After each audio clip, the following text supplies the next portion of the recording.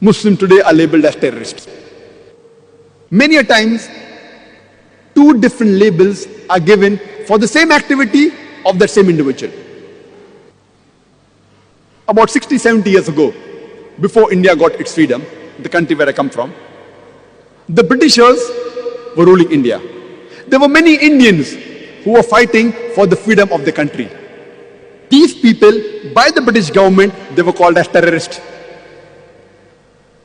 But the common Indians, we call them as freedom fighters, as patriots. Same people, same activity, but two different labels. If you agree with the view of the British government that they had a right to rule over India, then you have to call these people as terrorists. But if you agree with the view of the common Indians that the Britishers came to India to do business, they have no right to rule over us, then you'll have to call these people as patriots, as freedom fighters. Same people, same activity, but two different labels. And such examples, you can give multiple such examples in world history.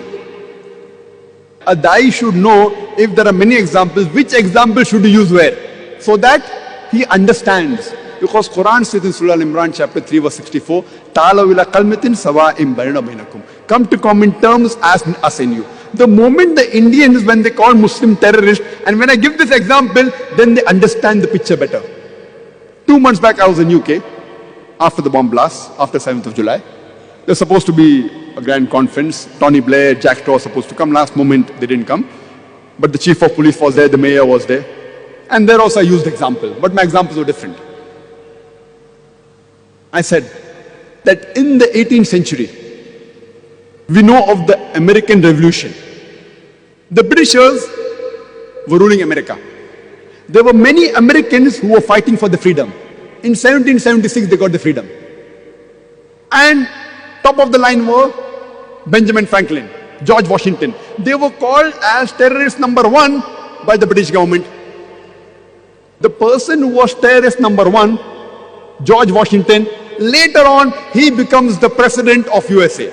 Imagine, terrorist number 1 becomes the president of USA.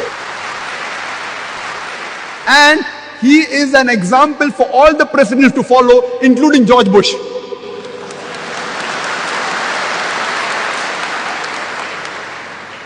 This is media.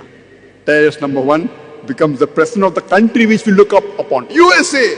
USA's name comes most advanced country in the world. Who was the person who was the first president? A terrorist.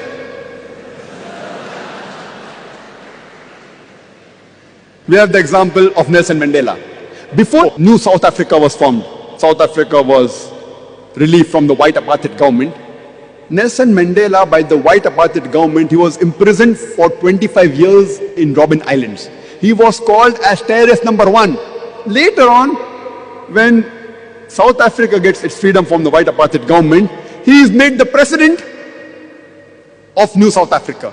And later on, he gets the Nobel Prize for Peace.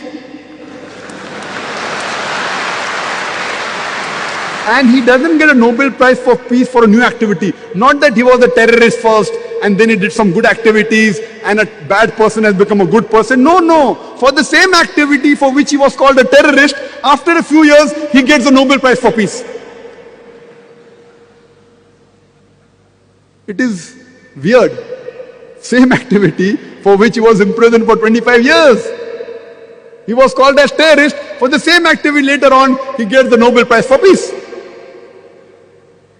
So this is how the media can convert day into night, black into white, hero into a villain, and a villain into a hero. In short, whoever is in power, whatever he says, turns out to be the gospel truth. We know when Hitler was invading Europe, many countries were resisting. Even France, they resisted. These French people, by the Germans, they were called as terrorists. This is how the media paints a picture. Unfortunately, we Muslims, unfortunately, we are way behind. We should know how to turn the tables over.